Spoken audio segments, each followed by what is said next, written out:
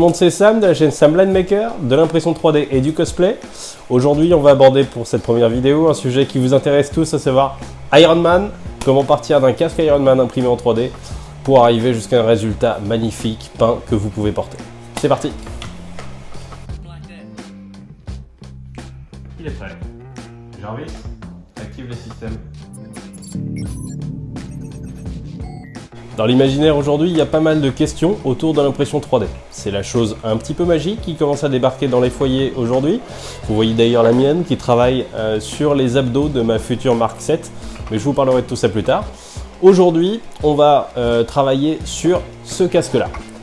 Ce casque, c'est le casque de la Mark 3, donc la première armure à être véritablement terminée, peinte et arborer les couleurs mythiques rouge et or d'Iron Man. Donc, ce casque, comment est-ce que je l'ai imprimé? Il est sorti en plusieurs fichiers. D'abord, celui-ci, le masque, voilà, très reconnaissable.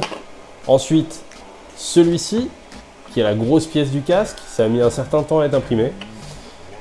Celui-ci, évidemment, la petite pièce arrière qui vient refermer le casque une fois qu'on l'a mis. Et les deux petites oreilles, voilà, assez détaillées. Bon. Tous ces fichiers, vous le voyez, ça se voit surtout sur le gros, il y a des détails qui sont un petit peu grossiers, il y a des traces d'impression, même si franchement la qualité est bonne. Toutes ces choses-là, bon, ça ne va pas nous aider à nous plonger dans l'imaginaire d'Iron Man. Donc, il va falloir les passer au ponçage, éventuellement à la peinture, avec plein de produits différents. Il faut coller et assembler toutes ces pièces-là. Ce que je vous propose aujourd'hui, c'est de m'accompagner dans cette aventure avec ce casque Mark III et de faire de ce casque véritablement l'objet qui vous permettra de dire fièrement « Je suis Iron Man ». On est parti. Première étape, le ponçage. Alors oui, je sais, vous allez me dire, il y a un fort accord. On a passé quelques jours. Voilà, il y a une autre impression en cours. Je vous parle de ça dans une autre vidéo un peu plus tard. Donc je vous disais, le ponçage. Pourquoi le ponçage? Tout simplement parce que vous le voyez un petit peu ici. Bon, il est noir, donc c'est pas le plus facile. Mais on va surtout le voir sur cet exemple, la Mark 46. Vous avez ici des layers d'impression, des couches d'impression qui sont très visibles, qui font des traits horizontaux, qui sont directement liés à la technologie de l'imprimante qui dépose des filaments en couches successives de bas en haut et qui va permettre donc de fabriquer l'objet pas mal solide qu'on veut par la suite. Donc ça fait des petites traces comme ça. On va avoir aussi des traces de support parce qu'avec le masque, évidemment pour le tenir et pour permettre que les parties qui sont en suspension dans le vide tiennent et que le masque tienne debout lui-même éventuellement, eh ben, on va rajouter des supports qui vont être imprimés en même temps que l'objet lui-même et on va les retirer ensuite une fois l'impression terminée. Ça laisse des petites traces, voilà, ça se voit surtout dans les yeux, dans les zones creuses, les porte-à-faux, les zones un petit peu dans le vide et ça fait des petits points pas très jolis. Là on en voit quelques-uns ici, je ne sais pas si vous les voyez en bordure. Ça fait des petits points, voilà, un peu pas très sympa. Donc tous ces trucs-là, on va les retirer, notamment au ponçage, surtout si on veut peindre l'impression par la suite. Il y a plusieurs étapes. Je vous présente tout de suite un petit exemple de pourquoi il faut plusieurs étapes. Tout simplement, voilà, ça c'est un exemple de quelque chose qui a été poncé une fois, primé une seule fois et peint une seule fois. Voilà ce que ça donne. Donc on voit la couleur, il n'y a pas de souci, c'est franchement sympa. Par contre, on voit aussi les layers d'impression. Donc c'est pas très joli, voilà, ce petit masque Mark 7 restera décoratif, donc c'est important de faire vos tests, de faire vos erreurs. J'insiste, ceci n'est pas un tuto, voilà, c'est une explication, une présentation de ce que moi je vais faire. Vous aurez sûrement de meilleurs résultats que moi, il n'y a pas de souci. Et puis d'autres évidemment sur YouTube vous présentent des tutos plus complets que ce que je vais vous montrer là. Voilà, moi-même j'ai appris avec ces tutos là, donc voilà, je vous propose de me suivre, on attaque et je vous présente les différentes étapes par lesquelles je passe. Alors le ponçage, vous avez ici donc un paquet de feuilles qui contient plusieurs grammages, c'est ce que je vais vous conseiller. Plus le grammage monte, plus le chiffre est important, donc plus les grains sont petits. Là on a le plus gros du paquet, c'est un grammage à 280. Vous avez ensuite du 400, du 600 et du 1000. Je trouve ça pas mal, ça recoupe à peu près tout ce dont on va avoir besoin. Donc pour commencer, quand l'impression est brute, on va prendre notre petite feuille de 280, on prend l'impression et on frotte perpendiculairement aux couches d'impression et perpendiculairement toujours aux marques qu'on veut faire disparaître. Donc si vous avez des traces de couture qui sont verticales, vous voulez les faire disparaître, je vous conseille de frotter perpendiculairement à ces lignes de couture. Si vous voulez avoir un ponçage efficace, pensez bien à regarder mais surtout à toucher votre impression. C'est cette manière qui vous donnera la meilleure information sur le côté lisse de votre impression et c'est ça qu'on recherche.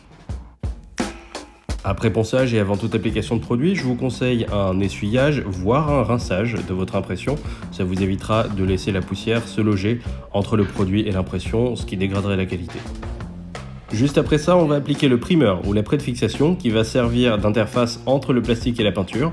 Ça s'applique par petits pchits successifs en échantillons comme on dit.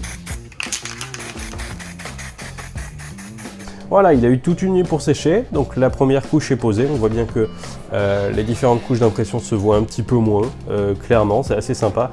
Donc on va attaquer le ponçage pour égaliser un peu tout ça, cette fois avec la deuxième feuille, donc le grammage 400 grammes, et puis un ponçage un peu plus doux. Hein, l'idée c'est pas d'arracher la couche, donc on attaque tranquillement et on se retrouve juste après. Et là, devinez quoi? Du ponçage. Oui, encore. Alors on y va tranquillement, l'objet n'est pas de retirer la première couche, mais bien de lisser au maximum le rendu en surface.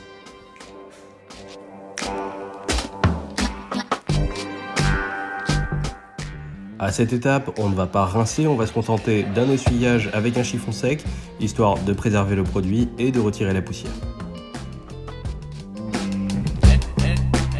Ça en image, c'est la deuxième couche, en réalité on en a fait plus, mais le principe reste le même. Petite mise à jour, là on voit le résultat est franchement assez sympa, on en est à plusieurs couches de sous-couches de primer. Malheureusement on voit encore les traces, moi, le résultat ne me satisfait pas encore tout à fait. Du coup j'ai été chercher un produit que je vais vous montrer qui est celui-ci, qui est c'est un mastic en bombe.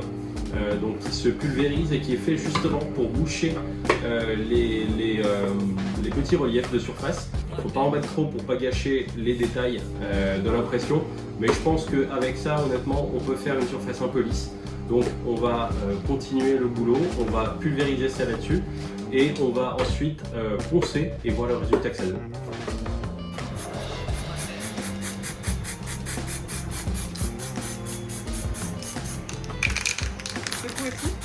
Bon, voilà le rendu après séchage. Franchement, c'est pas mal du tout. J'ai enfin ce que je voulais. Le seul truc, c'est que c'est un truc un petit peu épais. Donc, on a quelques petits défauts. Là, on a un relief qui n'était pas prévu. Quelques défauts, notamment, c'est un peu granuleux là sur le dessus du masque. C'est pas très grave. On va s'en sortir encore une fois au ponçage. Et cette fois, les amis, juste après, on va attaquer la peinture. Wouh! J'ai cru que j'y arriverais jamais. Alors là on va avoir le même principe que pour les apprêts de fixation. Après le ponçage on met un coup de chiffon sec, un peu humide, c'est pas mal. Pas de lavage à grandes eaux parce que j'ai pas envie d'abîmer non plus la couche de produit qui est dessus. J'ai besoin de garder le relief complètement intact. Et on va passer à l'étape tant attendue de la peinture. Une fois que c'est bien, qu'on a bien viré la poussière, qu'on a un rendu bien lisse, quelque chose voilà, de bien fini. Je sais pas ce que vous en pensez. Franchement, on a un truc plutôt sympa. Donc voilà, on va pouvoir attaquer la suite. C'est parti, suivez-moi. Alors la peinture, ça va être évidemment du rouge et or. Le rouge, j'en suis à peu près sûr. Le or un peu moins, mais je vous dis ça tout de suite. Le rouge, c'est un rouge carrosserie qui s'appelle rouge diable. Voilà, donc métallisé, qui va être franchement plutôt sympa pour du Ironman. Le or, c'est un or métallisé, un peu pâle. J'ai peur qu'il ne convienne pas tout à fait, mais on va tenter. Les deux se trouvent chez Monsieur Bricolage. Voilà, c'est pas très compliqué à trouver. Le or, on peut en trouver peut-être des plus sympas. Donc on va faire le test. J'ai plutôt confiance. On va voir et je sais pas moi j'ai hâte que ça termine. Du rouge, du beau rouge de partout, celui qu'on attendait. Enfin. Alors on va l'appliquer de la même manière en échantillon, on fait bien attention à ne pas faire de traces de coulure, ni de petites gouttelettes qui vont pas être très jolies ensuite sur le rendu final.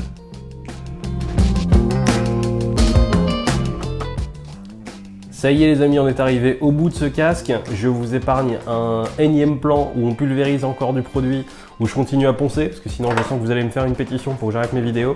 En tout cas, je vais vous parler un peu de ce qu'on a fait en plus. Tout simplement avec du scotch de peintre et puis un petit scalpel. On a délimité les zones où il fallait peindre du doré, parce que sur le gros casque, il y a une partie à mettre en doré au niveau de la mâchoire. Je vous montre ça juste après. Et puis, on a surtout ajouté du vernis à carrosserie, pour garder la brillance et surtout pour protéger la peinture, parce que la peinture à carrosserie et de la peinture classique, ça reste quand même assez fragile. Et vu que bon, on peut avoir envie de le porter, hein, ce casque, que ce soit pour du display ou du cosplay, ça peut être franchement très sympa de le protéger. Un dernier mot tant que j'ai les peintures avec moi. Voici celle que j'ai utilisée, donc la peinture rouge Diable carrosserie. Franchement sympa, je vous disais que j'avais pas forcément de doute dessus. Finalement, tout compte fait, peut-être que c'est pas la plus adaptée pour un casque Ironman. Elle rend plutôt sympa quand même, mais on peut trouver mieux. J'ai éventuellement celle-ci, la même marque, mais en rouge sang. Pour vous donner une idée, je m'en suis servi pour ça. Voilà, un petit projet d'Ardeville qui n'est pas terminé, puis qui est pour moi celui-ci vraiment, voilà, pour le plaisir. Je pensais pas forcément le montrer, mais voici ce que ça donne.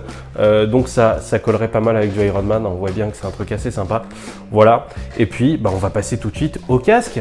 Je vais utiliser mes super pouvoirs de monteur, et puis on est parti. Le voici, je sais pas ce que vous en pensez, franchement moi je le trouve très sympa. C'est le premier casque vraiment sur lequel on travaille de bout en bout. Voilà, et puis le rendu est plutôt chouette. Le métal brossé, franchement on le retrouve ici sur la partie dorée du faceplate. Et ici au contraire, le rouge bien brillant, bien carrosserie, un rouge très très chouette. Donc voilà, je suis plutôt content du résultat. Ce que je vous ai pas montré en vidéo, c'est le noir ici, là. Vous avez tout autour, et puis même là, entre la mâchoire et le faceplate. C'est tout simplement, on l'a fait à l'aérographe. Alors c'est de la technique, c'est de la méthode, c'est la première fois qu'on se servait de cette machine. Vous avez d'autres vidéos qui sont bien plus explicatives sur l'aérographe, c'est pour ça que j'ai choisi de pas forcément vous le montrer. On a fait un peu nos armes là-dessus, peut-être une prochaine fois. Voilà, mais en tout cas le rendu est plutôt sympa. Je retire le masque pour vous montrer le reste. Vous avez ici la mâchoire en doré. On a dû se servir de scotch de peintre et puis d'un petit scalpel pour délimiter vraiment les zones à peindre. Ça a été un peu compliqué, mais bon, ça se fait bien à la bombe. Voilà, c'est un coup de main à prendre, mais franchement, tout va bien. Ce casque, pardon, a un petit défaut. Voilà, en image, c'est que les parties ne sont pas solidaires, tout simplement. Voilà, parce qu'il n'y a rien pour les tenir. Ce que je vous propose, on en reste là pour cette vidéo. Mais dans la prochaine, je vous montre comment solidariser les pièces de façon temporaire, tout simplement avec des aimants. On va se servir de petites pièces magnétiques. Je vous parle de tout ça dans la prochaine vidéo, mais histoire de pouvoir le mettre en une seule pièce, que ce soit pour du display, de la décoration, ou bien pour le porter sur vous. Parce qu'après tout, on a tous le droit de rêver un petit peu. En attendant, ce que je vous encourage à faire, c'est à tenter le coup. Lancez-vous, essayez des trucs, faites-vous plaisir, parce que c'est exactement ce qu'on a fait sur cette vidéo. Il y a d'autres façons de faire bien meilleures. On a appris de certaines erreurs ici. Par exemple, je pense que ça serait plus sympa de poncer un peu plus avant d'attaquer la première couche d'après. Voilà, une fois qu'on a la version brute, on peut poncer avec plusieurs grains différents, mais c'est en faisant qu'on apprend. Et je vous encourage à faire, je vous encourage à tenter le coup et à apprendre. Si cette vidéo vous a plu, n'hésitez pas à vous abonner, à mettre un petit commentaire pour me dire ce que vous en avez pensé, vos suggestions éventuelles. Et puis voilà, suivez-moi sur les prochains projets parce qu'il y en a quelques-uns qui arrivent. Je vous dis à très bientôt et à la prochaine.